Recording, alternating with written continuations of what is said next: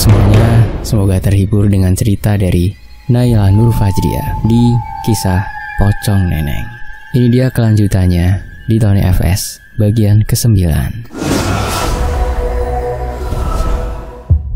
Istri dari Darmoko pun berjalan melompat dengan perlahan ke arah Mak Tona.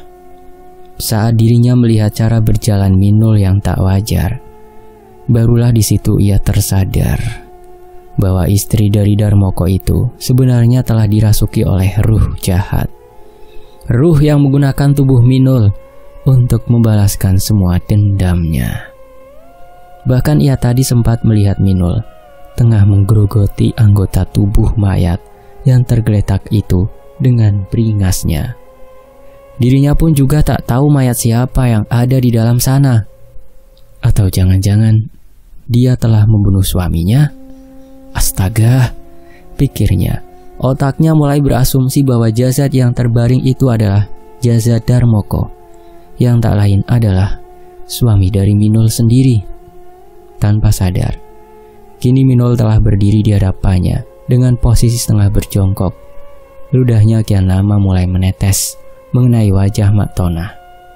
Astagfirullahaladzim. Mereka kini saling tatap. Mak Tona melihat netra Minul yang warnanya tak wajar. Ya Gusti, berarti benar dugaanku. Dia sudah dirasuki arwah yang sangat jahat, gemingnya. Tiba-tiba, tubuh Minul pun ambruk, membuat Mak Tona menjadi panik. Tak tahu apa yang harus ia perbuat, karena di rumah itu hanyalah ada Minul dan dirinya saja. Duk, tangi yon duk. Mak Tona mencoba untuk mengguncang-guncangkan tubuhnya agar dia terbangun. Kemudian ia mencoba untuk menempelkan telinganya ke dadanya, mengecek irama jantungnya untuk memastikan bahwa Minul masih dalam keadaan baik-baik saja. Baru saja pucuk telinganya yang tertempel, dengan sigap Minul pun terbangun dan langsung menggigit leher Mak Tona hingga mengeluarkan darah.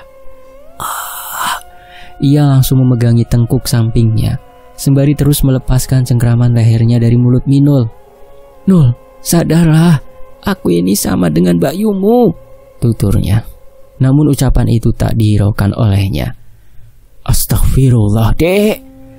Akhirnya Darmoko pun tiba tepat waktu bersama dengan Ustadz Abdul Salam. Langsung saja, ia berlari ke arah istrinya dan mencoba untuk melepaskan gigitan yang masih melekat pada leher Mak Tona. Tolong Dar, rasanya aku sudah tidak kuat lagi. Semakin mencoba untuk melepasnya, Minul pun malah erat semakin untuk menggigit daging pada area lehernya itu. Plak! Sebuah tamparan keras mendarat pada pipi Minul, membuat tubuhnya tersentak ke belakang. Istrimu sedang dirasuki oleh arwah jahat, Dar, seru Mak Tona mencoba menjelaskan yang sebenarnya kepada Darmoko. Tolong ambilkan segumpal kain untuk membalut luka di lehernya, suruh beliau kemudian kepada Darmoko. Istrimu biar menjadi tanggung jawabku, tambahnya lagi. Suami dari Minul pun langsung bergegas ke belakang, mengambil benda yang dimaksud sesuai dengan perintah beliau. Ketika kaki Ustadz Abdul Salam melangkah untuk mendekatinya, Minul pun langsung bangkit dan melompat ke atas atap rumah. Ia kemudian merayap bagaikan seekor cicak. Tatapannya tajam ke arah mereka. Dari binar bola mata mereka, terlihatlah sebuah gambaran tubuh seseorang yang kala itu tersulut api membara. Arwah nenek yang kala itu merasuk ke tubuh Minul semakin marah. Dendam kesumbat yang ia bawa hingga akhir hayatnya kian lama semakin membesar. Duk, Minul, turunlah nak. Beliau mencoba untuk membujuknya. Dan akhirnya Minul pun turun. Kini istri dari Darmoko terlihat berjalan melompat ke arah beliau, masih dengan kedua tangan yang diletakkan ke dada. Mak, ambillah ini untuk menghentikan darah yang mengalir dari lehermu.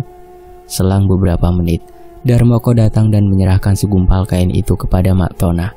Setelah itu ia berjalan mendekat ke arah Minul. Jangan ke sana. Istrimu sedang dirasuki oleh arwah pocong. Sangat bahaya jika kau mendekatinya. Ia bisa saja menyakitimu nanti. Beliau langsung menghentikan langkah Darmoko untuk tak mendekati Minul terlebih dahulu. Semua dilakukan semata-mata untuk keselamatan hidup Darmoko. Tak ada yang tak mungkin di saat iman seseorang telah goyah. Bahkan mungkin inilah yang tengah Minul rasakan saat ini. Arwah itu bisa kapan saja mengendalikan tubuh Minul untuk menyakiti orang-orang terdekatnya, terutama suaminya sendiri. Begitulah cara kerja setan, iblis, jin, dan sejenisnya. Mencuri kesempatan di saat iman lemah. Lalu dengan kerdipan mata makhluk dari neraka itu pun merasuk ke dalam raganya. Setelah berhasil, ia pun mulai mengendalikan tubuh yang dirasukinya. Kemudian mengambil jiwanya secara perlahan. Arwah nenek bisa saja menyakiti Minul kapanpun dirinya mau, bahkan mengambil nyawanya dalam sekejap. Ustadz Abdul Salam pun merasakan hal yang serupa. Sorot mata yang dilihatnya memancarkan ujaran kebencian kepada para orang-orang yang ditatapnya saat ini. Amarah akan dendam kepada para penduduk kampung itu semakin membara, layaknya kobaran api yang membakar tubuhnya kala itu. Masih teringat jelas wajah-wajah yang menyunggingkan bibir di saat tubuhnya terpanggang dalam kobaran api. Seakan-akan ia telah melakukan kesalahan yang begitu keji, sampai-sampai mereka mengambil tindakan gegabah tanpa memikirkan perasaannya. Mungkin jika waktu itu para warga hanya sepakat untuk mengusirnya saja, maka tanpa disuruh pun ia akan pergi meninggalkan kampung ini untuk selamanya. Namun semuanya sudah terlanjur. Nyawa harus dibayar dengan nyawa. Siapapun yang berusaha menghentikan niatnya, maka akan dipastikan orang tersebut akan tewas secara mengenaskan. Semua sudah dibuktikan. Beberapa orang-orang yang membakarnya tempo lalu kini telah tewas di tangannya. Di hari pertama setelah kematiannya, arwahnya datang untuk menuntut balas dengan mendatangi rumah Tumini. Kemudian membuat Tumini beserta suaminya tewas dengan cara mati gancet saat berhubungan badan dikarenakan tipu dayanya. Hari berikutnya terjadi kepada Marjuki, lelaki yang kala itu tertangkap basah tengah melakukan zina dengannya. Marjuki juga telah menghasut para warga dan tak memberinya kesempatan untuk menjelaskan semuanya. Bahkan dialah yang telah menyuruh warga untuk membakarnya secara hidup-hidup. Tepat pada hari itu, hari di mana pikiran kotor Marjuki mulai mengambil alih otaknya agar kembali untuk melakukan hal yang serupa kepada Minul. Lelaki hidung belang itu telah berani untuk mengintip istri dari Darmoko mandi. Saat akan memasuki kamar mandi untuk menuntaskan kelakuan busuknya, arwah neneng pun bergerak cepat dengan melayangkan sebilah pisau tajam yang kemudian ditancapkannya kepada kedua bola mata Marjuki. Tak hanya itu, ia juga telah menculik Marjuki dan membawanya ke alamnya, kemudian memulangkannya menjadi jasad dengan keadaan dua bola matanya yang telah tercongkel. Sasaran berikutnya adalah Ponirah, yang tak lain istri dari Marjuki. Ia meneror Ponirah dengan menyemburkan ludahnya pada bagian wajahnya, membuat seluruh permukaannya menjadi melepuh seperti terbakar. Akibatnya, kian hari wajah Ponirah semakin membusuk dan akhirnya membuat dirinya menemui ajalnya. Perlu diketahui, Tumini dan Ponirah lah yang kala itu telah berani untuk melemparkan obor itu ke arahnya, hingga tubuhnya kemudian mati terpanggang di atas kobaran api. Kini, mereka berdua tewas secara mengenaskan. Bahkan kematian yang mereka alami jauh lebih sadis dari apa yang mereka lakukan kepadanya waktu itu. Korban keempat adalah Paijo, anak dari Marjuki dan Ponirah, yang diam-diam turut campur tangan dalam urusan balas dendamnya. Pemuda itu dengan beraninya telah membongkar makamnya dan mencuri tali pocongnya. Ia berniat untuk menjadikannya agar menuruti semua perintahnya dengan mencuri seutas tali tersebut, yang jelas-jelas tali itu adalah simbol kelemahannya. Untung saja Minul bergerak cepat untuk mengambil sepasang tali tersebut dari kantong celananya. Kini arwahnya sudah terbebas dari belenggu licik Paijo. Ia pun lalu datang menghantuinya dengan wujud semasi dirinya hidup dulu. Dengan tipu dayanya, ia berhasil mengajak Paijo untuk bersetubuh dengannya. Kemudian dengan beringas, neneng menggigit itunya Paijo sampai terputus, membuat tubuhnya menjadi kejang membiru dan mengeluarkan busa. Akibat tindakannya tadi, akhirnya pun Paijo tewas dengan kemaluannya yang sudah terpotong.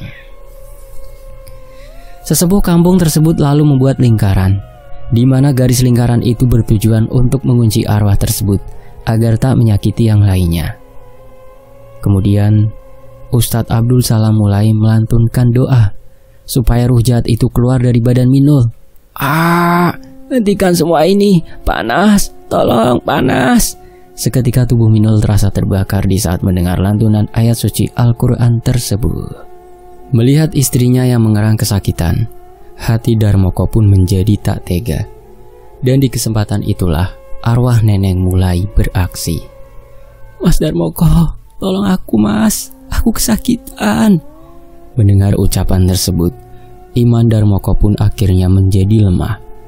Lelaki itu langsung berlari ke arah istrinya dan menerobos ke dalam lingkaran terlarang itu. Melihat semua itu, Ustadz Abdul Salam pun menghentikan doanya. Lingkaran yang dibuatnya kini sudah tidak ada artinya lagi. Mengapa kamu melanggar perintah saya, Dar? Ucap beliau dengan kecewa karena Darmoko tanpa sengaja telah melanggar perintahnya. Maafkan saya Pak Ustadz, saya tidak tega melihat istri saya kesakitan, sahutnya. Ia lalu memeluk tubuh Minul dengan erat. Sadarlah kau dengan ucapanmu itu. Dia bukanlah istrimu. Arwah itu telah memperdayaimu agar kamu merasa kasihan padanya. Kemudian ia gunakan kesempatan itu agar kamu menerobos garis lingkaran yang sudah saya buat. Jelas beliau. Ucapan tersebut membuat Darmoko tersadar. Ia lalu mendorong tubuh Minul dengan kasar. Sudah terlambat. Kalian sudah terlambat. Sekarang aku akan membawa lelaki ini bersamaku. Kini tubuh Minul pun menjadi kejang. Kepalanya mendongak ke atas. Perlahan wanita itu jatuh terkulai tak berdaya. Kemudian kepulan asap yang baru saja keluar dari raga Minul kini telah berubah menjadi sesosok pocong mengerikan. Sosok tersebut dengan cepat telah membawa tubuh Darmoko menghilang bersamanya. Langsung tubuh Ustadz Abdul Salam jatuh terduduk lemas setelah melihat raga Darmoko yang dibawa oleh arwah si nenek. Ia sangat menyesali akan tindakan Darmoko yang tak mau menuruti perintahnya. Sekukuh apapun manusia ketika sholat, imannya pun akan terus diuji. Jika tidak begitu, maka Allah tak akan menciptakan iblis, jin, setan, dan sejenisnya dari kobaran api membara. Begitupun dengan tindakan yang dilakukan Darmoko. Andai saja ia tak termakan oleh bujuk rayu arwah Neneng yang kala itu merasuki tubuh istrinya, mungkin saat ini ia masih berkumpul bersama mereka. Namun sudahlah, penyesalan memang selalu datang terlambat. Beliau berharap semoga di sana Darmoko tidak mengalami hal-hal yang nantinya akan membuat dirinya susah. Sesepuh kampung itu juga meminta kepada sang pemilik jagat raya ini untuk tetap terus menjaga Darmoko dimanapun dirinya berada.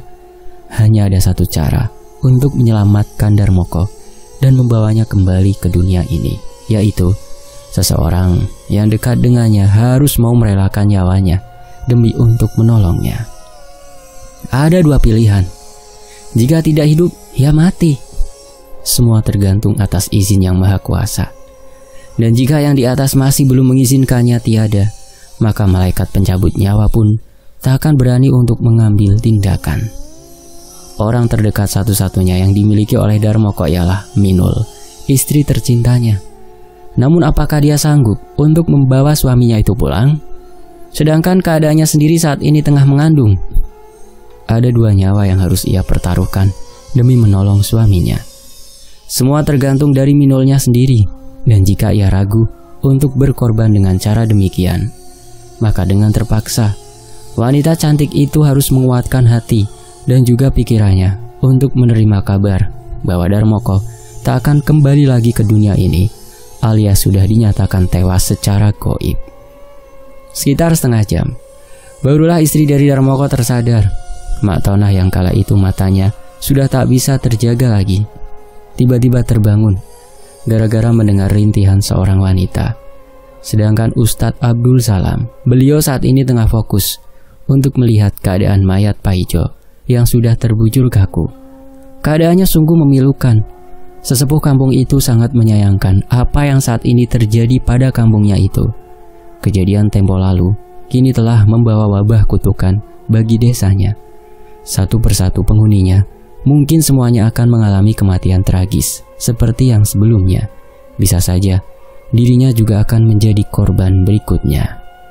Innalillahi wa inna ilaihi raji'un. Beliau melangkah maju, menutup kedua netranya yang tadinya masih dalam keadaan melotot. Diduga Pak Ijo meninggal pada dini hari. Jari jemarinya juga sudah terlihat kaku ketika hendak diluruskan oleh beliau. Ustadz Abdul Salam kembali berjalan keluar. Ia menghampiri Mak Tonah yang kala itu tengah membersihkan darah yang ada pada mulut dan pakaian Minul. Saya akan pergi ke surau sebentar untuk mengumumkan kabar duka ini kepada semua warga, tuturnya kepada dua orang tersebut. Mereka pun mengangguk, namun Minul merasakan bahwa hatinya masih dilanda kegelisahan. Pak Ustadz, bagaimana jika para warga nantinya akan berasumsi lain? Tanyanya dengan gugup kepada beliau. Maksudnya bagaimana, Dok? Kemudian pertanyaan itu dikembalikan lagi oleh beliau, karena beliau masih belum paham dengan maksud dari ucapan Minul sebenarnya. Bagaimana jika nanti warga mengira bahwa sayalah yang telah membunuh Pak Ijo? Kalimat yang terlontar dari mulut istri Darmoko agak membuat beliau merasa kaget. Sebelum menjelaskan, beliau nampak mengambil nafas panjang. Saya nanti yang akan menjelaskan semuanya.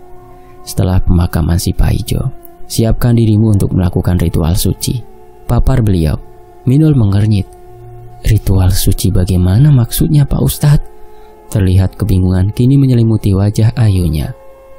Coba saat ini kau perhatikan, siapa orang yang tidak ada di sini bersama kita? Lanjut beliau mendengar semua itu.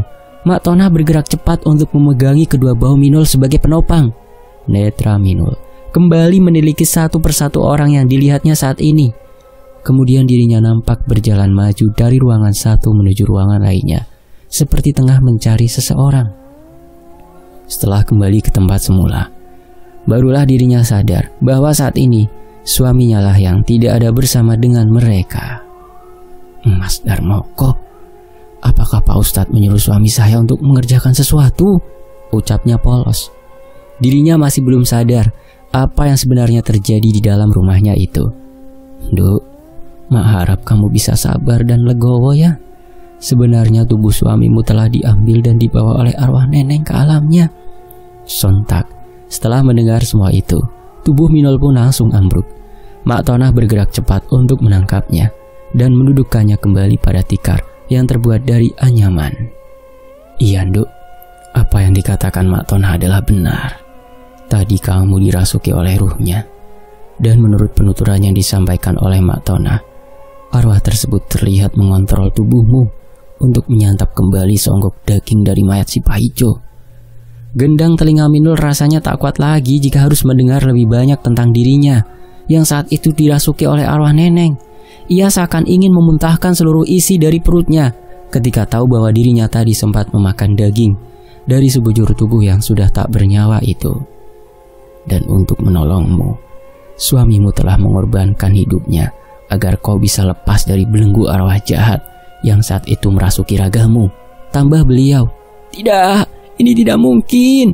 Minul terlihat sangat histeris. Ia tak menyangka bahwa semua yang dilakukannya akan berujung fatal.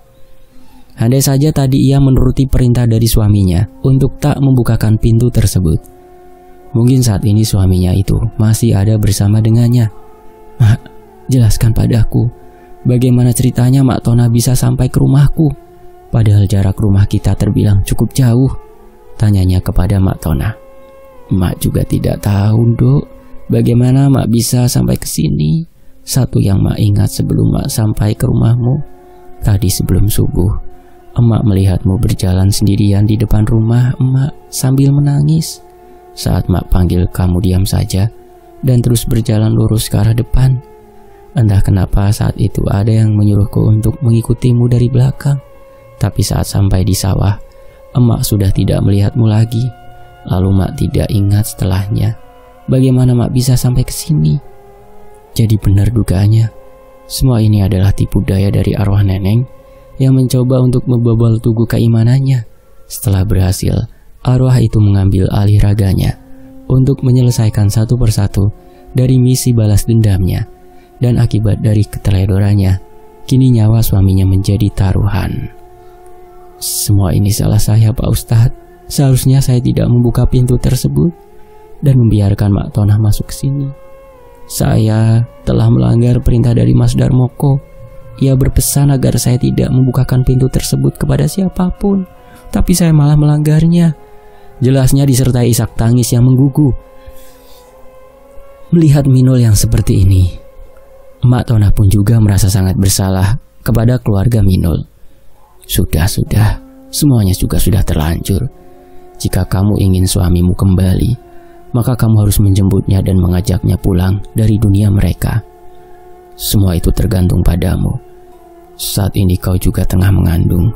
Saya takut jika bayimu nanti malah akan kenapa-napa. Beliau mencoba untuk menjelaskan semuanya. Kembali lagi, semuanya ada di tangan Minul. Ia yang nantinya akan mengambil keputusan. Saya sanggup, Pak Ustadz. Bagaimanapun resikonya, saya akan membawa suami saya kembali ke sini. Minul langsung berdiri menghampiri beliau dan memutuskan untuk melakukan ritual suci tersebut. Baiklah, jika kau telah mengambil keputusan, setelah ini saya akan berangkat ke surau untuk mengumumkan kabar kematian Paijo terlebih dahulu. Ritual akan kita lakukan setelah memakamkan jasad Paijo dengan layak. Saya akan membawa selembar kain kafan sebagai syarat dari ritual suci itu. Pakaian yang kau kenakan nantinya akan ditukar oleh selembar kain kafan tersebut. Jadi kau akan dibungkus layaknya orang yang sudah meninggal. Tapi untuk itu, kau harus memusatkan pikiran beserta hatimu hanya untuk Darmoko. Jangan hiraukan godaan lainnya yang akan membuat imanmu kembali menjadi lemah, atau akibatnya nanti akan fatal. Kau tak bisa menyelamatkan suamimu, sekaligus jiwamu juga tidak akan kembali lagi ke dalam ragamu, dan kau akan dinyatakan meninggal.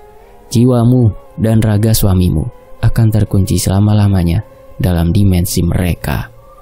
Maka dari itu, saya tegaskan kembali untuk memperkuat imanmu terlebih dahulu, yaitu dengan menyebut nama Sang Kholik di setiap hembusan nafasmu.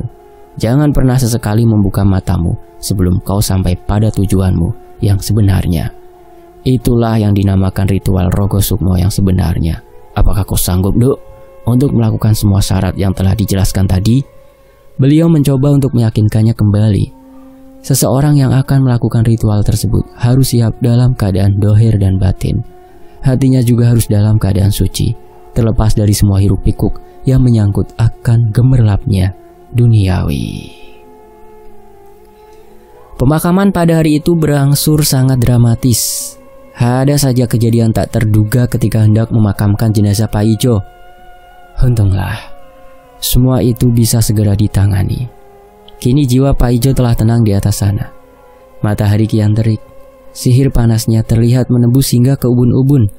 Sesepuh kampung tersebut nampak melangkah tegas ke arah tempat tinggal Darmoko. Ia didampingi oleh anak beserta istrinya. Perlu diketahui, anak dari Ustadz Abdul Salam ini juga merupakan murid terbaik dari pesantren yang telah ia masuki.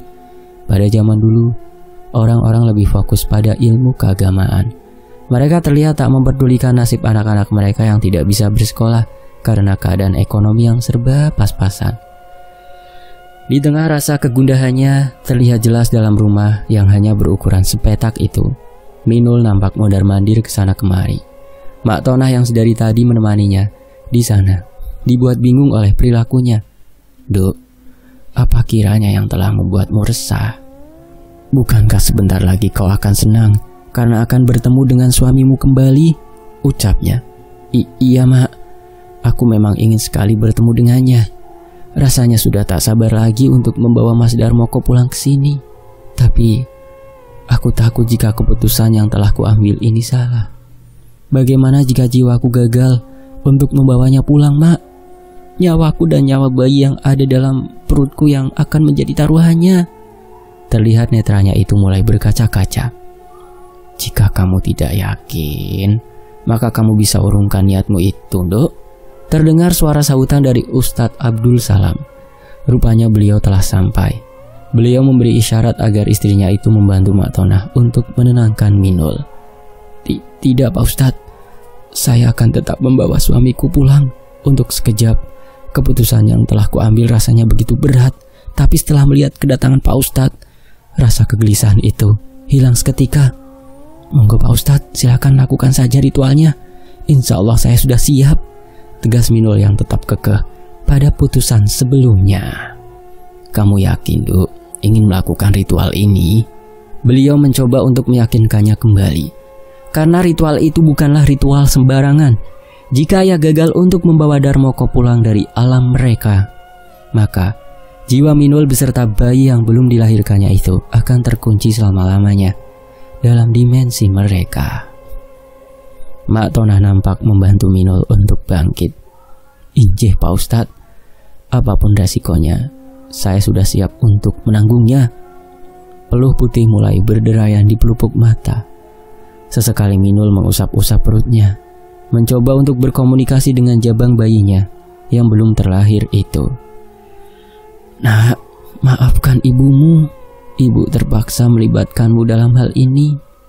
Tapi percayalah, ibu akan membawa ayahmu pulang bersama dengan kita. Akan ibu pastikan kamu dan ayahmu dalam keadaan baik-baik saja," ujarnya. Mereka yang ada di sana terlihat menitikkan air mata.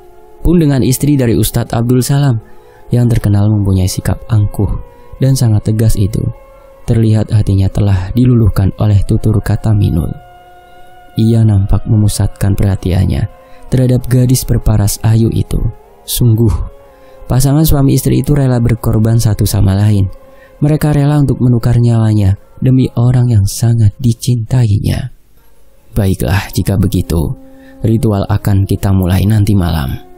Untuk itu, kau harus mempersiapkan dirimu dari sekarang," tutur beliau. "Tapi mengapa harus menunggu sampai nanti malam, Pak? Mengapa tidak dilakukan sekarang saja?" Bu Nyai nampak heran setelah mendengarkan penjelasan dari suaminya. "Bu, begini. Waktu malam hari, yaitu tepatnya setelah memasuki waktu maghrib, dipercaya merupakan waktu yang sangat sakral bagi para lelembut untuk menampakkan batang hidungnya.